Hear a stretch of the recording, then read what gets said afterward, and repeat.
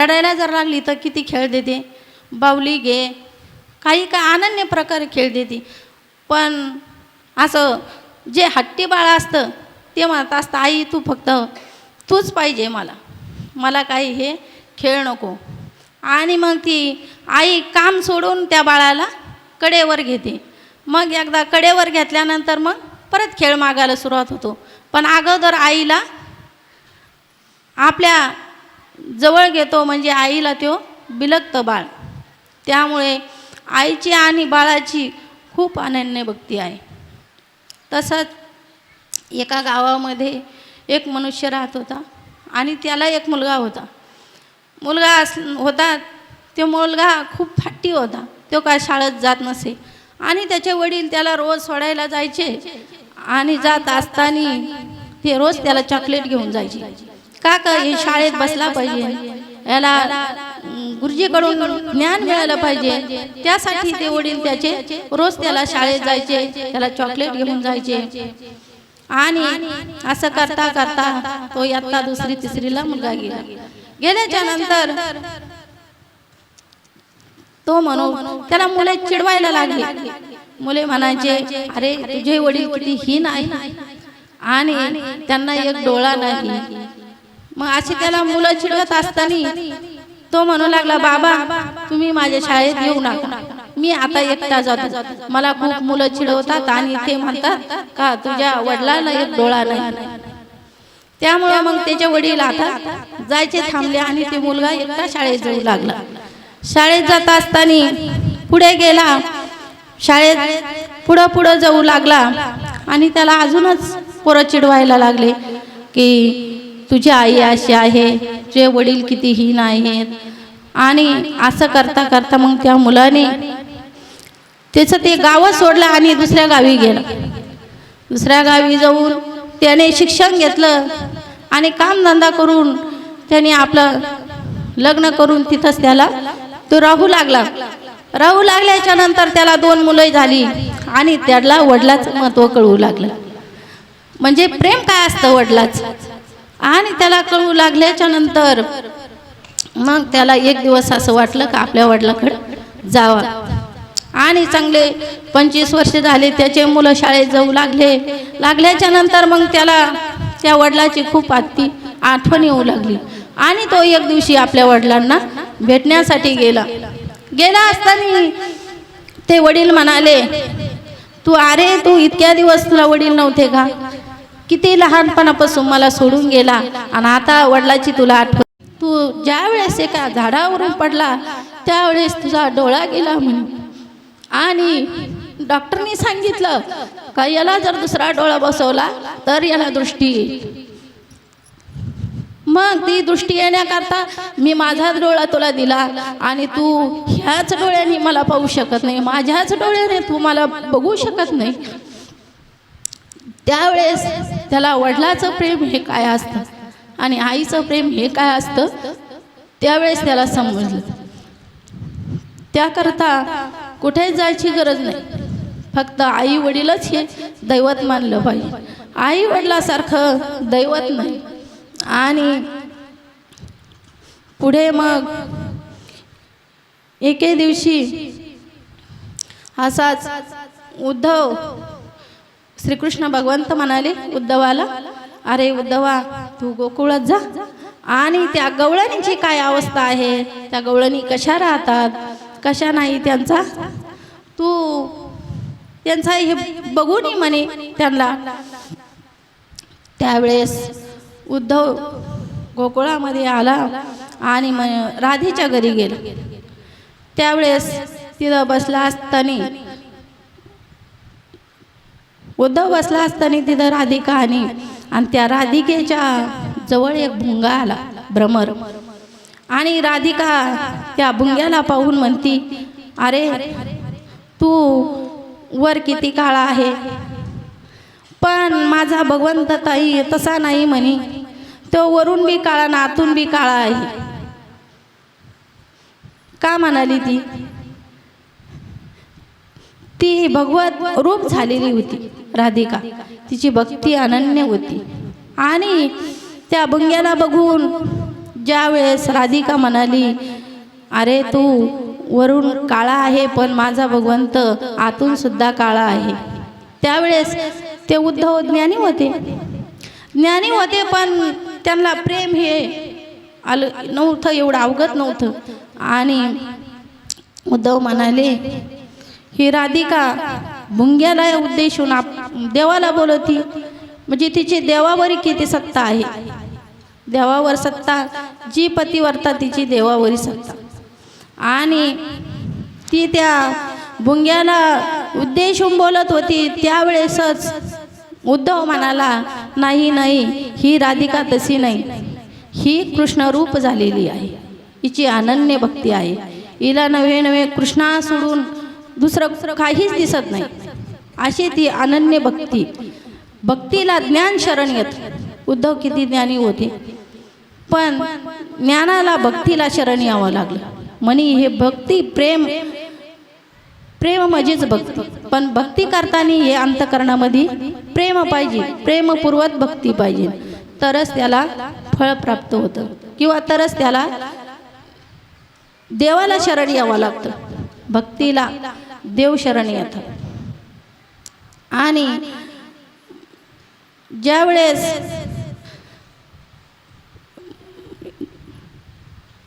युद्धामध्ये युद्ध प्रसंगी अर्जुन, ज्यावेळेस श्रीकृष्ण भगवंत अर्जुनाला म्हणतात, अर्जुना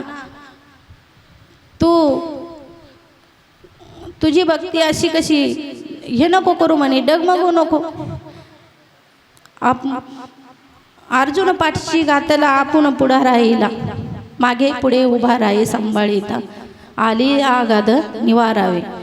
जर अनन्य भक्ती जर असली तर देव आपल्या मागे आणि पुढे सांभाळ करतो.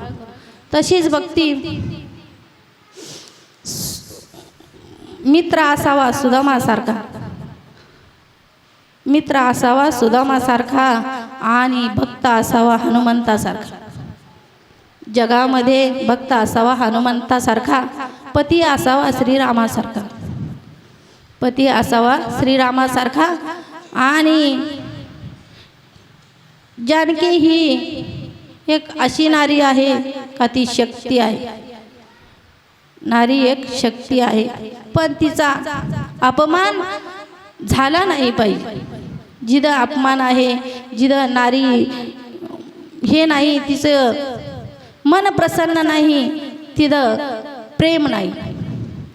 प्रेमालाच भक्ती म्हटलेलं आहे. जिथं प्रेम आहे तिथंच प्रेमाविना भक्ती, भक्तीविना मुक्ती, बळे विना शक्ती बोलू नये. जिथं भक्ती आणि प्रेम आहे तिथं काय कमी, ते सर्व परिपूर्ण असं आहे. त्या भक्तीलाच प्रेम असं म्हटलेलं आहे.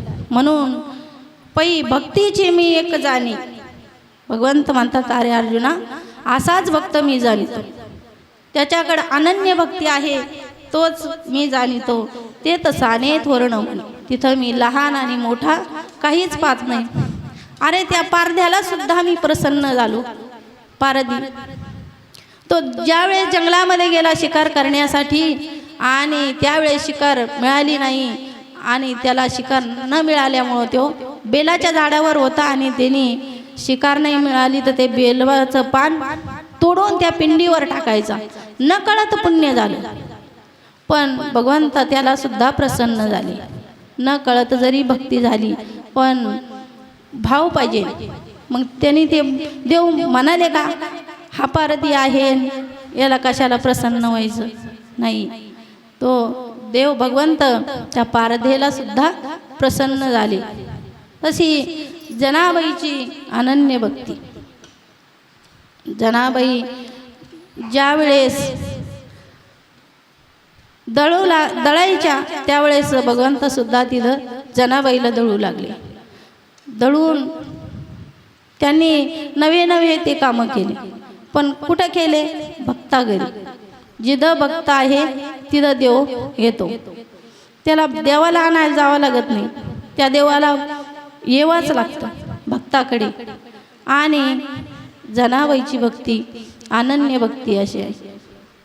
त्यामुळं जनाबाईला काही ज्या वेळेस आरोप आला जनाबाईवर, भगवंत दळू लागले आणि हार खुंटीला राहिला, त्यावेळेस गावात चर्चा होऊ लागली की देवाचा हार चोरी गेला म्हणे. चोरी गेल्याच्या नंतर इकडं तिकडं शोधाशोध सुरू झाली. आता कोणाकडे बघावे, सगळं बघू लागले इकडं तिकडं, पण मुद्देमाला सगळं जनाबाईच्या घरी देवाचा नवरत्नाचा हार सापडला आणि जनाबाईच्या वर चोरीचा आळा आला. चोरीचा आळा आल्यानंतर ज्यावेळेस चोरीचा आळा आला आणि जनाबाईला सुळावर द्यायचं ठरवलं, सुळावर द्यायचं ठरवलं, त्यावेळी देव जनाबाई म्हणते, अरे विट्या तुझी रांडरंडकी झाली. म्हणजे देवाला सुद्धा शिव्या देण्याची ताकद जनाबाईमध्ये होती. का शिव्या देती? का तिची भक्ती तशी होती, ज्या भक्तीनेच देव येत होता. आणि ज्यावेळेस जनाबाईला सुळावर द्यायला जेव्हा हे झालं, त्यावेळेस देव तिथं आले. का आले? का जनाबाईची भक्ती तशी होती. आणि जो अनन्य भक्ती करीन, ज्याच्याकडे अनन्य भक्ती आहे, तिथं देव आपोआप येतात. आणि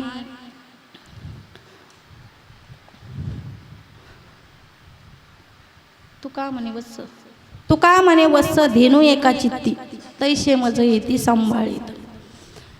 वासराचं ना गाईचं उदाहरण आहे. गाईचं वासरू असतं आणि त्याला प्यायला सुटलं किंवा सोडला असतं, तो मनमुक्त पेतं वासरू, भरपूर पेता. आणि पण कुठं खेळत ते? गाईच्याच पायाभोवताली खेळत. त्याला आईपासून दूर जावं वाटतं का? त्याचं प्रेम फक्त आई हेच असतं. तू का म्हणे वत्स धेनू एका चित्ती, तैसे मज येती सांभाळीत. आणि वासरू इकडं तिकडं न जातात, गाईच्या पायामध्येच घुटमळत असतं का? तिथं प्रेम आहे. गाईच्या काशेमधला गोचिड किती जवळ असतो, पण त्याला दूध मिळत का? नाही मिळू शकत. पण वासरू जर गोठ्यात जर बांधलं आणि गाय जर शेतात जर गेली, तर तिचं चित्त कुठं असतं? दिवसभर तिच्या वासराकडेच असतं. ती जरी उराणात चरती, पण तिचं चित्त सगळं तिच्या वासराकडे असतं. तसंच गुरु शिष्याचं प्रेम आहे. बाबा आपल्या गावात बरेच वर्ष राहिले. विठ्ठल बाबा आपल्या गावाला शिकून गेले आणि आपल्या गावाला वळण लावून गेले. आपल्या गावाचं नाव देवी लिमगाव, पण बाबा इथं राहिले आणि त्याने आपल्या गावाचा कायापालट केला. तर नवे नवे या गावाचं नाव देवी लिमगाव असताना भावी लिमगाव पडलं. इतकी त्या ताकद त्या संतामध्ये होती. असे संत आपल्या गावाला लाभले भावी लिमगावमध्ये. आणि ह्या गावालाच नव्हे तरी अनेक गावातल्या लोकांचा उद्धार केला बाबांनी. बाबांचा अंतकरणात किती, पहिले सुरुवातीला आपण पारायणाला बसायचो, बाबाची किती अंतकरणात तळमळ असायची. बाबांच्या अंगात इतकी तळमळ असायची का जिद्दीने करावं असं त्यांना नेहमी वाटायचं. आणि त्यांनीच आपल्या गावाला वळण लावून दिलं. त्यांनी जशी रूढ पाडली तीच रूढ आजपर्यंत चालू आहे. ज्यावेळेस सप्त्याला बाबांनी पारायण सुरू केलं, तीच रूढ आतापर्यंत ज्ञानेश्वरी पारायणाची आहे. काकडा भजन, पारायण झाल्यानंतर गाथा भजन झाल्यानंतर पारायण आणि प्रवचन, हरिपाठ, आरती आणि कीर्तन. त्यांनी जे रूढ घालून दिली तोपर्यंत आज आपण आतापर्यंत सांभाळली. नवे नवे अजून पण जोपर्यंत हयात आहे तोपर्यंत सांभाळणार का? बाबांनी आपल्याला शिकवण घालून दिली, आपल्यावर कृपा केली. त्यामुळे आज नुसतं बाबाचं नाव जरी घेतलं तर अंतकरणामध्ये प्रेम उत्पन्न होते. दुसरे कुठले जरी लोक आले, आपण कुठं जरी भेटलो तर लोक म्हणते तुम्ही ते विठ्ठल बाबाच्या गावचे आहेत का. किती लांब लोकांपर्यंत आपल्या बाबाची वार्ता पसरली. संत असे असतात, त्यांना काही आपल्या नावाचं हे नसतं, पण ते संत त्यांच्या नावाची ओळख जगात होत असते, ते स्वतः करत नाही. असे आपले बाबा होऊन गेले. आणि तसेच आपल्या गावामध्ये अशोकजी महाराज बोरुडे हे मागच्या वर्षापासून इथं स्थापन झाले. आणि आपल्या विठ्ठल बाबाप्रमाणेच त्यांना बघायचं.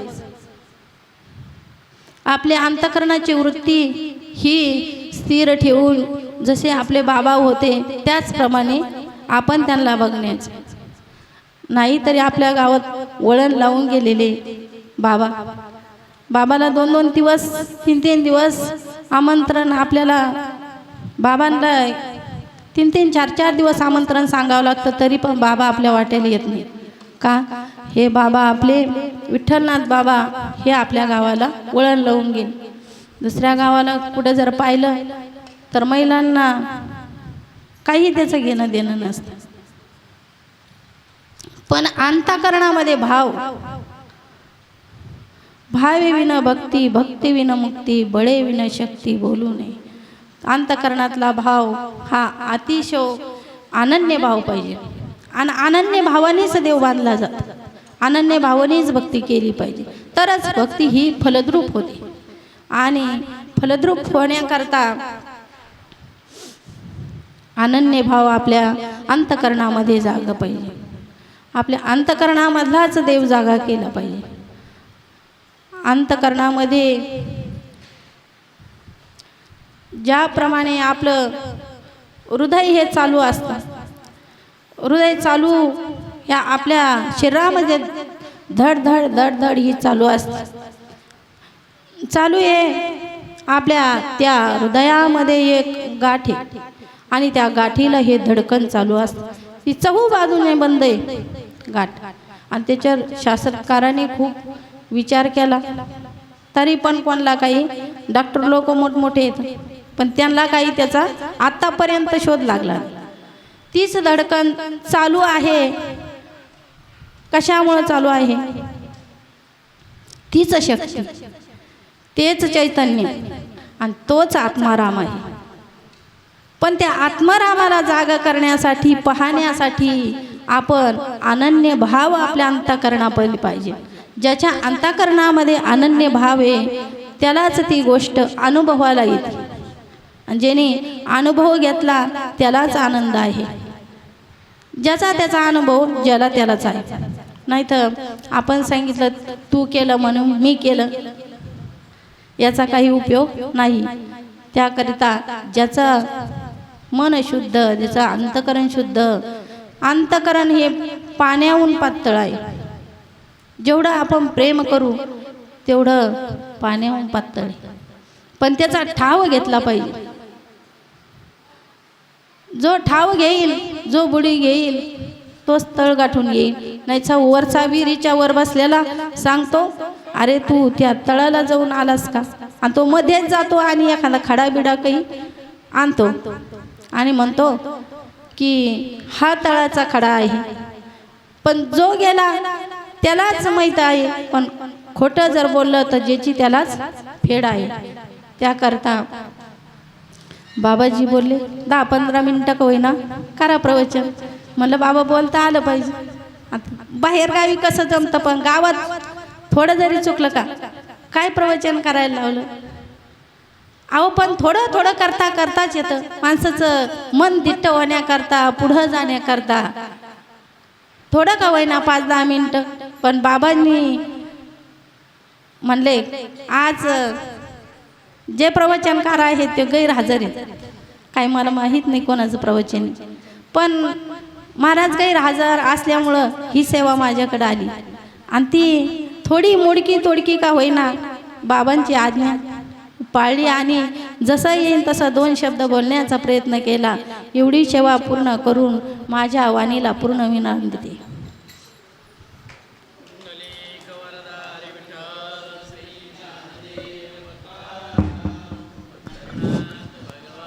की